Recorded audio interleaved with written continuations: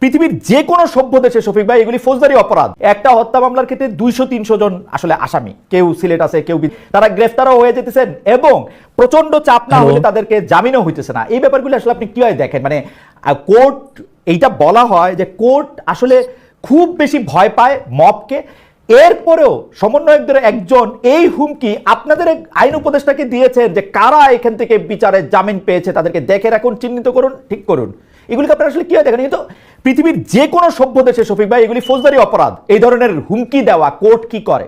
But এটা দেওয়া হইতেছে এবং আপনি এটা প্রতিদিন হইতেছে, যেইটার আমি আপনার যেগুলি লেখা, ধরেন আপনাদের কাছ থেকে যেগুলি শিখছি সেইগুলি তো দেখি যে এখন হইতেছে, মানে মনে হচ্ছে একটা লগবুক দেখা দেখা এগুলি করা হচ্ছে।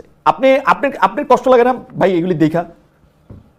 আমাদের আমাদের আইন অ্যাডভাইজার এটা নিয়ে অনেক বলেছেন। উনি বলেছেন যে এটা অনাকাঙ্ক্ষিত, এই ঘটনাগুলো ঘটছে অনেক ক্ষেত্রে। আমি নিজেও দুই একটা দেখেছি যে একটা ইভেন মার্ডারও হয় নাই, দেখা যাচ্ছে যে 200-300 জনের এগেনস্টে কেস হচ্ছে। এবং আমরা কিছু দেখেছি যে এটাকে ক্যাশ ইন করে অনেকে এক্সটোরশন করছেন, খুবই আনফরচুনেট।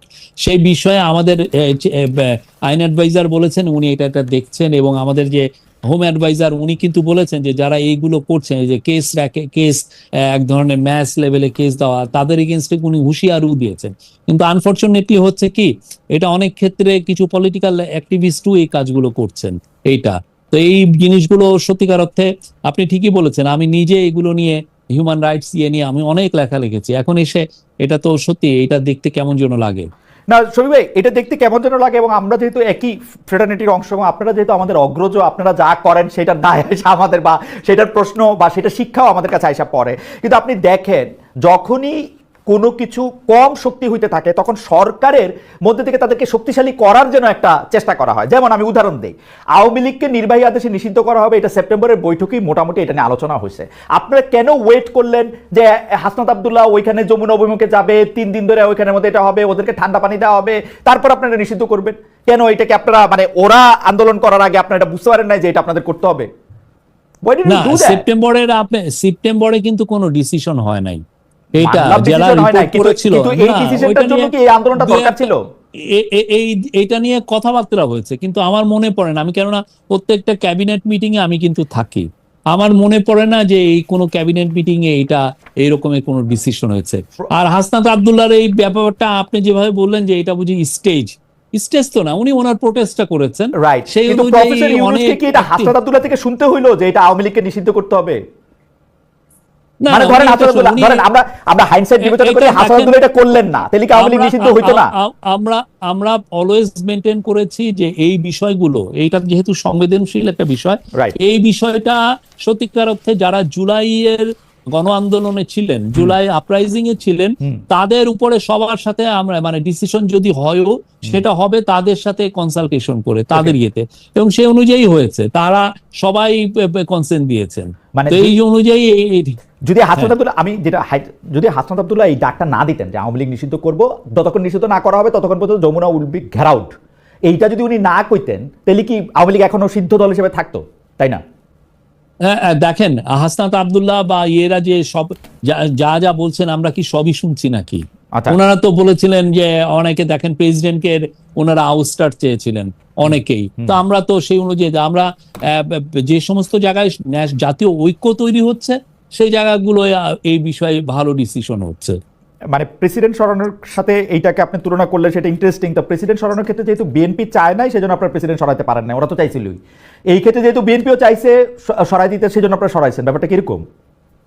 না, আমরা বললাম তো, এগুলো যত ডিসিশন হয়েছে সব জায়গায় আমরা সবার সাথেই কথা বলেছি এগুলো ক্ষেত্রে।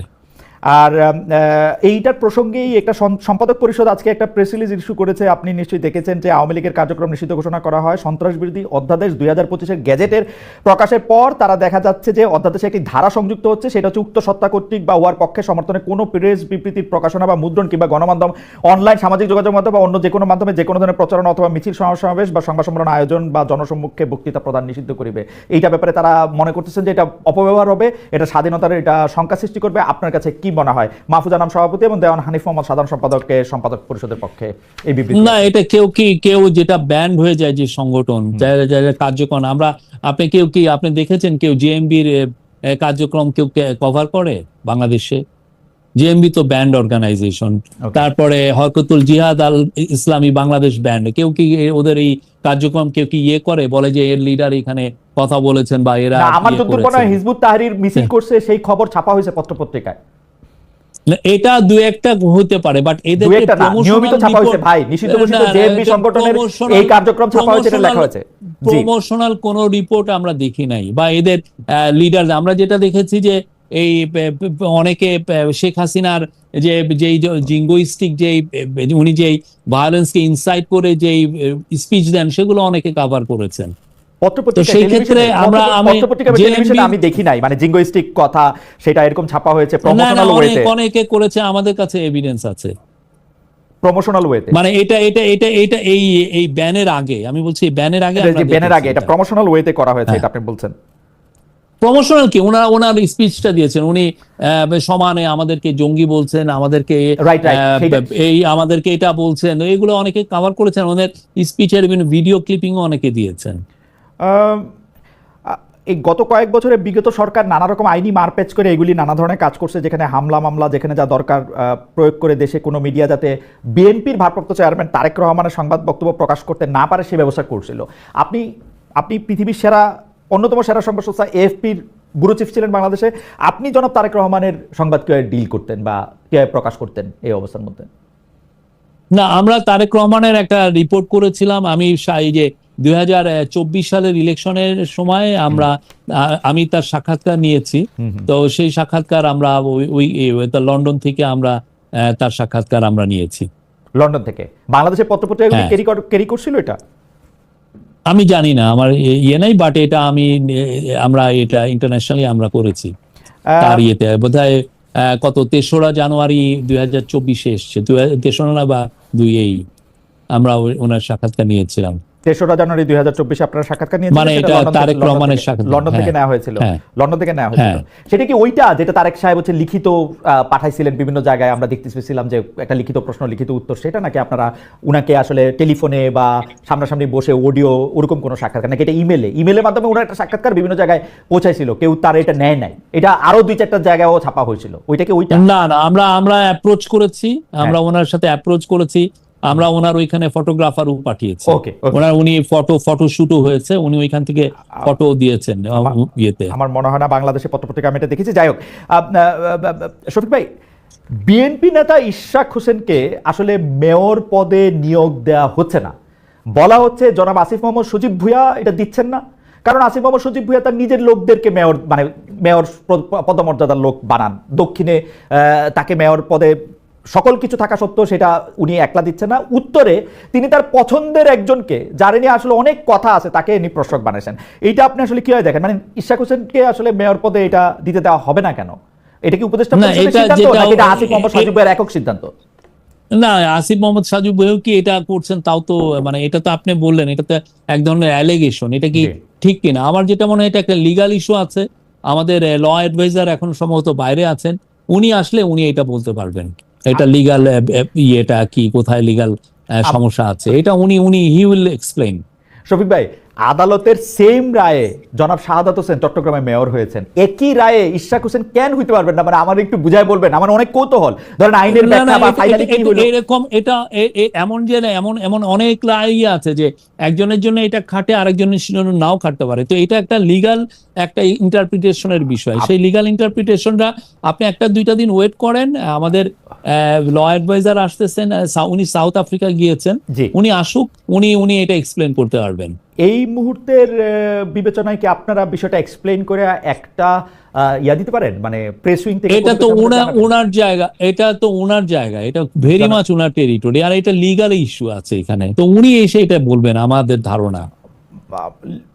মানে উনি তো আদালতের রায়, মানে সুপ্রিম কোর্টের রায় তিনি আসলে এটাই তো বললাম আমি, তো এই যে লিগাল ইস্যুগুলো তো ওনারা ডিল করেন, সুপ্রিম কোর্টের উপর কোর্ট আছে মানে না কোর্টের এটা না, আমি বলছি যে উনি এসে এটা জানাতে পারবেন, যে ইন্টারপ্রেটটা উনি করতে পারবেন, উনি সাংবাদিকদের কোশ্চেন নেবেন, কোনো চিন্তা, আমরা যথেষ্ট ট্রান্সপারেন্ট করবেন, আপনার যেটা হচ্ছে যে 2-1 দিন দেরি হচ্ছে, উনি আসুক, কথা বলবেন উনি।